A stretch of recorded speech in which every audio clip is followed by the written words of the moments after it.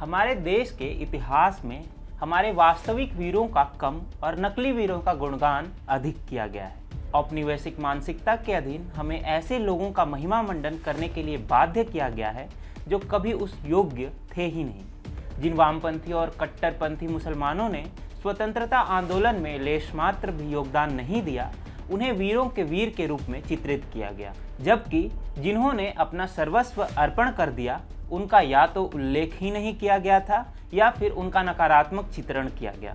लेकिन इस भूल को सुधारने की दिशा में केंद्र सरकार ने एक अहम कदम उठाया है।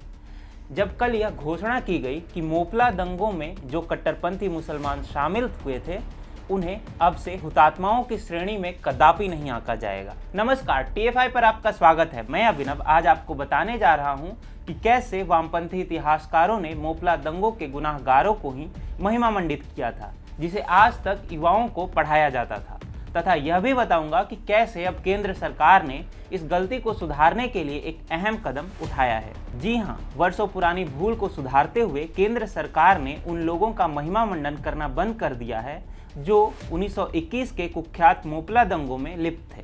केंद्र सरकार ने स्वतंत्रता संग्राम में हुतात्मा होने वाले वीर सेनानियों की सूची में से उन 387 सेनानियों के नाम को हटाने का निर्णय किया है जो मोपला दंगों में संलिप्त थे। 1921 में कथित तौर पर असहयोग आंदोलन के दौरान केरल में मालाबार विद्रोह हुआ था, जिसे महात्मा गांधी ने भी समर्थन दिया था, लेकिन वास्तव में वह अंग्रेजों के विरुद्ध एक विद्रोह न होकर हिंदुओं का नरसंहार था, जिसमें मोपला मुस्लिमों और उनके नेताओं ने मिलकर 10,000 से अधिक हिंदुओं का नरसंहार किया था। 1921 में लगभग 6 महीनों तक यह कत्लेआम चलता रहा। इन दंगाइयों का सरगना था हाजी, जो खुद को अरनद का सुल्तान कहता था। वो मालाबार में मलयाला राज्यम नाम से एक इस्लामी समानांतर सरकार चला रहा था। एक इस्लामिक स्टेट की स्थापना करने वाला कोई व्यक्ति स्वतंत्रता सेनानी कैसे हो सकता है? द हिंदू अखबार को पत्र लिखकर उसने हिंदुओं को भला बुरा भी कहा था। अंग्रेजों ने उसे मौत की सजा दी थी। हाजी एक ऐसे परिवार से आता था जो हिंदू प्रतिमाएं ध्वस्त करने के आदी थे। उसके अब्बा ने भी कई दंगे किए थे, जिसके बाद उसे मक्का में प्रत्यार्पित कर दिया गया था। लेकिन इनके दोषियों को आज भी लोग हुतात्माओं की श्रेणी में गिनते थे।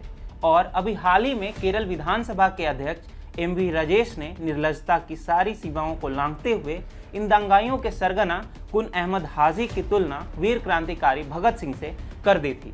लेकिन अब ये दंगाई स्वतंत्रता सेनानी नहीं कहलाएंगे। केंद्र सरकार ने हाल ही में हुतात्माओं की सूची के 5वें वॉल्यूम की 3 सदस्यीय समिति द्वारा समीक्षा की थी। इसमें Indian council for historical research यानी ICHR ने मोपला नरसंहार के दोषियों का नाम हटाने की सिफारिश की थी। समिति के अनुसार मालाबार विद्रोह कभी अंग्रेजों के खिलाफ युद्ध था ही नहीं, बल्कि ये कट्टरवादी आंदोलन था जिसका मुख्य उद्देश्य था इस्लामी धर्मांतरण। समिति ने नोट किया कि इस पूरे विद्रोह के दौरान कोई भी ऐसे नारे नहीं लगाए गए थे जो राष्ट्रवादी हों या फिर अंग्रेज विरोधी हों।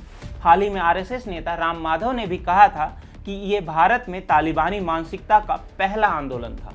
इससे पहले सितंबर 2020 में केंद्रीय संस्कृति मंत्रालय ने इस डिक्शनरी को जन विरोधी के कारण पुनः समीक्षा के लिए वापस किया था, क्योंकि लोगों ने भारतीय स्वतंत्रता संग्राम के सेनानियों के बीच मोपला नरसंहार के दोषियों का नाम जोड़े जाने का विरोध किया था। पूरे 5वें वॉल्यूम को सरकारी वेबसाइट से हटा लिया गया था। साल 1921 में केरल में हुए हिंदुओं के नरसंहार के लिए जिम्मेदार हाजी की जिंदगी पर आधारित फिल्म भी बनने वाली है, जिसका निर्देशन आशिक अबू कथित तौर पर करेंगे। परंतु अब ये महिमा मंडन और नहीं चलेगा। जिस प्रकार से केंद्र सरकार देश के इतिहास को एक नई राह देने के लिए उद्यत है, उस दिशा में ये एक सराहनीय निर्णय है, जिसके बेहद लाभकारी परिणाम भविष्य में देखने को मिलेंगे। मोदी सरकार ने मोपला के दंगाइयों को हुतात्मा की सूची से हटाकर भारत को नकली वीरों के कलंक से मुक्त करने की दिशा में एक सार्थक कदम उठाया है।